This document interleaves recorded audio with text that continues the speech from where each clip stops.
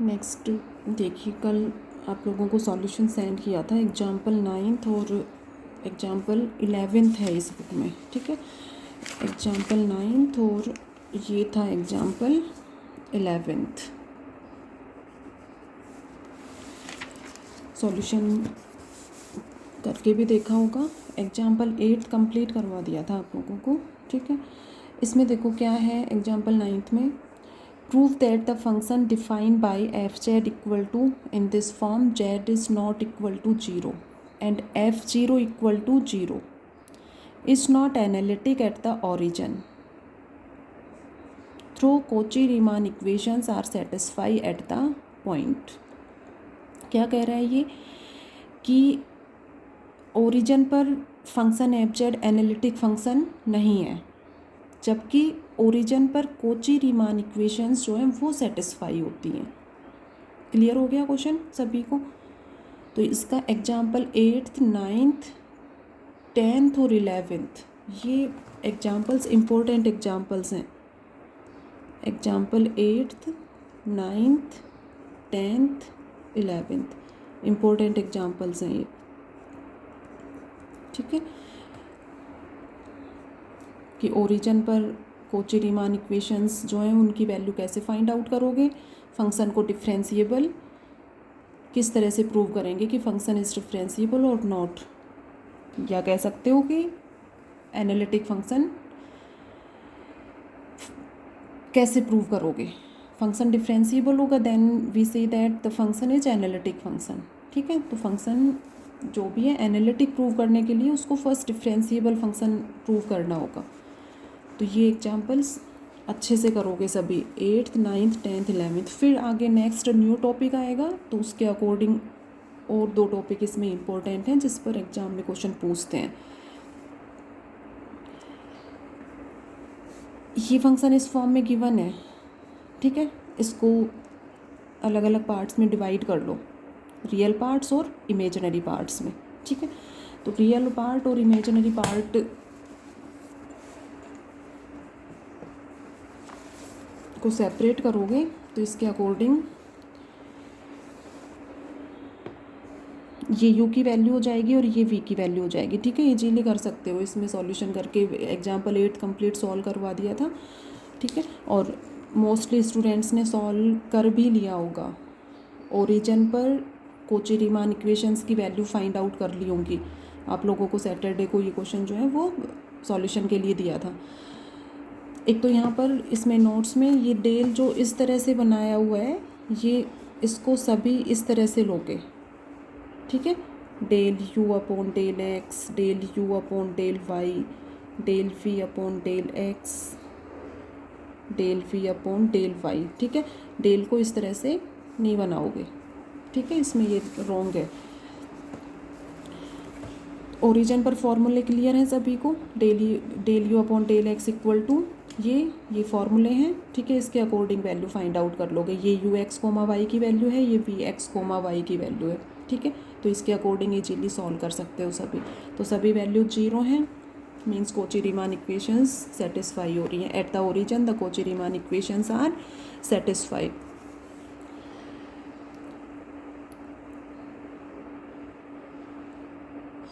Eight the origin f dash 0 equal to, या at the origin by definition of differentiability f dash 0, ये definition differentiability की definition बताया था उस दिन।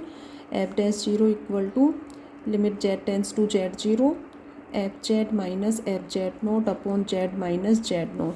अब ओरिजिन पर अपने को डिफरेंशिएबिलिटी चेक करनी है, ठीक है। इसने क्या पूछा है कि ओरिजिन पर फंक्शन एनालिटिक फंक्शन नहीं है, ठीक है। तो ओरिजिन पर z0 पॉइंट क्या लोगे, 0 लोगे। तो f dash 0 equal to limit z tends to 0 f z minus f 0 upon z minus 0, ठीक है। तो ये अपना जो है डेफिनेशन हो जाती है। एफ जेड की वैल्यू है अपने पास, एफ 0 0 गिवन है और जेड की value x plus iota y. Same उसी तरह से इसको सॉल्व करेंगे।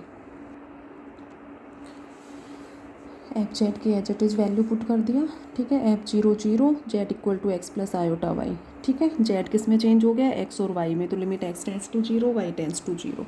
सॉल्व कर लो, इसमें एलसीएम ले लो और सॉल्व करेंगे। इक्वेशन नंबर ये फर्स्ट यहाँ पर मार्क करोगे। ये टर्म एक्स और वाई की टर्म्स में आ रही है, ठीक है। अब इसको सॉल्व करके देखेंगे वही कि जेड पॉइंट जो है वो z tends to z not किस वैल्यूज के अकॉर्डिंग इसकी वैल्यू फाइंड आउट कर सकते हो, या z point z not point की ओर किस पाथ के अकॉर्डिंग मूव करता है। तो जिन पाथ्स के अकॉर्डिंग वैल्यू फाइंड आउट करेंगे तो वो वैल्यू जो है वो यूनिक आनी चाहिए अपनी और फाइनाइट आनी चाहिए, ठीक है। तो जेड टेंस टू 0, सिंपल इस लाइन को किस तरह से लोगे इंग्लिश मीडियम वाले students, z tends to 0 along to y equal to m x, या z tends to 0 along to straight line y equal to m x. तो y equal to m x put करोगे तो limit तो y किस में change हो रहा है, x में, तो लिमिट क्या हो जाएगी x टेंस टू 0, और y की जगह इसमें एम एक्स पुट कर दो और लिमिट यूज कर लो x टेंस टू 0, ठीक है। तो ये y equal to m x put कर दिया इसको, और x tends to 0, then 0 upon 1 plus 0, ये हो जाएगा वैल्यू 0, ठीक है। तो y equal to straight line के अकॉर्डिंग यदि जेड पॉइंट जेड नोट की ओर मूव हो रहा है along to straight line, if the point z move to z not then f test 0 equal to 0, ठीक। तो इसके अकॉर्डिंग तो वैल्यू 0 आ रही है इसकी। अब ये वैल्यू है अपने पास, ये है, ठीक है। तो इसमें कोई और पाथ भी ले सकते हैं क्या, या एज्यूम कर सकते हैं कोई ऐसा पाथ जिसके अकॉर्डिंग इस सॉल्यूशन को इजीली सॉल्व कर सकें, ठीक है। जैसे यहाँ पर y5 equal to x square, इस पाथ के अकॉर्डिंग जेड जो है वो 0 की ओर टेंड हो रहा है, ठीक है। या जेड पॉइंट जो है वो जेड नोट, और जेड नोट ओरिजिन है अपना, ठीक है। जेड नोट ये ओरिजिन होता है, ठीक है। तो इसलिए z tends to z not या जेड टेंस टू 0 एक ही बात है अपना। तो एक और पाथ क्या लिया यहाँ पर, y5 equal to x square. अब देखो इस पाथ के अकॉर्डिंग इसमें कोई भी ऐसी वैल्यू लेनी होती है y की कि ये इजीली सॉल्व हो सके, इसकी वैल्यू इनफाइनाइट नहीं होनी चाहिए, फाइनाइट वैल्यू आनी चाहिए और इजीली इसको सॉल्व कर सको। तो क्वेश्चन को एक दो बार सॉल्व कर लोगे तो खुद ही देखने से खुद ही क्लियर हो जाएगा कि इसमें ये पाथ के अकॉर्डिंग वैल्यू फाइंड आउट करनी है। तो y5 equal to x square लोगे तो ये x4 upon x4 plus y5 square, भाई इसको क्या लिख सकते हो, y की पावर 10 है तो ये हो गया y5 स्क्वायर, तो एक्स स्क्वायर स्क्वायर x4, ठीक है। तो x4 upon 2x4, x4 cancel हो जाएगा और ये वैल्यू क्या आ जाएगी 1/2, ठीक है। तो इस y equal to m x के अकॉर्डिंग तो वैल्यू 0 आ रही है, और एक न्यू पाथ कंस्ट्रक्ट किया कि let z tends to 0 along to the path y5 equal to x square, then we get the value of f dash 0 equal to 1/2। तो दोनों डिफरेंट वैल्यू हो गई, यूनिक वैल्यू नहीं है। तो इसके अकॉर्डिंग क्या कहोगे कि the function is not differentiable function at the point origin या एट द पॉइंट 0 0। तो एफ डैश 0 यूनिक नहीं है, मीन्स फंक्शन डिफरेंशिएबल फंक्शन नहीं है, and the function is not differentiable, then the function f z is not an analytic function at the origin. तो इस तरह से इनको प्रूव कर सकते हो, ठीक है।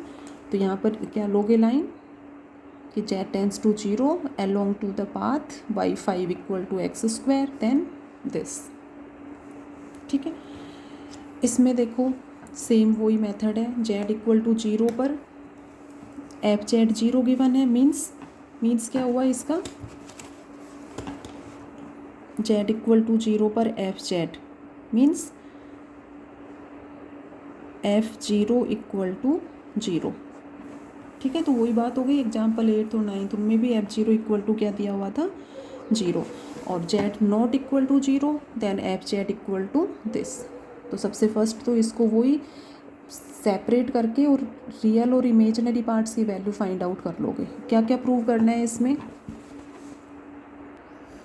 देखो फर्स्ट ये क्लियर करो कि क्वेश्चन में क्या क्या प्रूव करना है। फंक्शन एफ जेड इस फॉर्म में गिवन है, ठीक है। जेड इक्वल टू 0 पर इसकी वैल्यू 0 है और z is not equal to 0 पर इस फॉर्म में फंक्शन गिवन है, ठीक है। If the function f z is in this form prove that f z minus f zero upon z tends to zero. ये किसकी डेफिनेशन हुई है, किसकी डेफिनेशन हो गई है, f z minus f zero upon z f tends zero limit z tends, differentiability की definition है ये, by definition of differentiability at the point origin f tends zero equal to limit z tends to zero f z minus f zero upon z minus zero. Z minus zero किसके equal हो गया, Z के equal हो गया, ठीक है। तो सबसे फर्स्ट डिफ्रेंसिबिलिटी की डेफिनेशन क्लियर होनी चाहिए, f test z zero learn होना चाहिए, और z zero equal to zero means at the origin we will find the value of f test z at the origin, या सिंपल कहो कि f test zero ये origin पर किसी भी फंक्शन के डिफ्रेंसिएबिलिटी की डेफिनेशन है।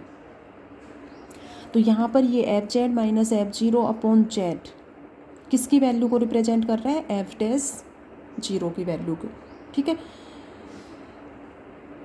Prove that this value tends to zero as z tends to zero, कि limit z tends to zero के केस में, limit z tends to zero के केस में इसकी जो वैल्यू है वो जीरो की ओर टेंड हो रही है, h z tends to zero along any radius vector, along any radius vector, किसी भी रेडियस वेक्टर के अलोंग ये जो टर्म है वो किसके ओर टेंड हो रहा है, जीरो की ओर हो रहा है, ठीक है। और लिमिट क्या है यहाँ पर, जेड टेंस टू जीरो है। तो क्लियर हो गया कि limit z tends to zero f z minus f zero upon z ये जीरो की ओर टेंड होगा किसी भी रेडियस वेक्टर के along. Radius vector, let the equation of radius vector equal to y equal to m x. तो यहाँ पर सबसे फर्स्ट कि y equal to m x be our radius vector, then we will find the value of this term, ठीक है। तो ये अपना, अब इस क्वेश्चन में ओरिजिन पर कोची रीमान इक्वेशंस को सेटिस्फाई नहीं कराना है, ठीक है। तो इसमें u और v की वैल्यू को सेपरेट करने की ज़रूरत नहीं है, ठीक है।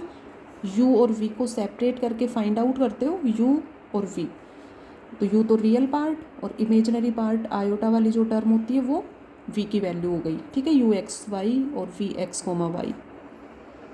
फिर फाइंड आउट करते थे ओरिजिन पर del u upon del x, del u upon del y, del v upon del x, del v upon del y, ठीक है। तो उन वो पार्ट यहाँ पर इसने नहीं पूछा, जैसा एग्जाम्पल 8th और 9th में पूछा था।